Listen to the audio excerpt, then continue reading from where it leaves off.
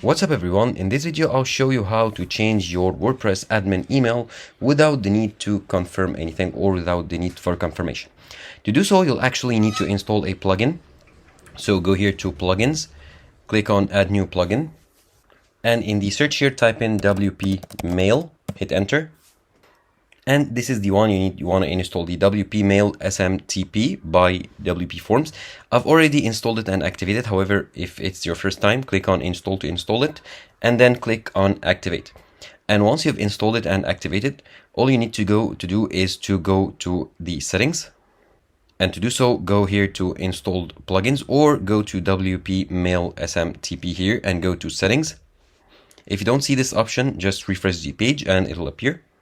And in the settings here, all you need to do, of course, if you want to upgrade to the Pro version, you can, in order to have more email providers.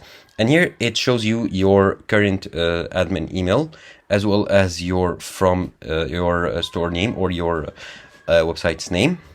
And here you need to choose a mail provider. You have many of them, however, many are only for the Pro.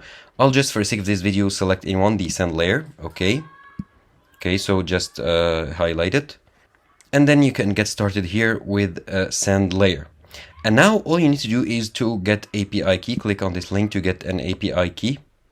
And it will redirect you to the send layer where you will sign in or sign up and get the API key. And the API key, you'll paste it here and then continue the setup process to change your email or your admin email and then save these settings.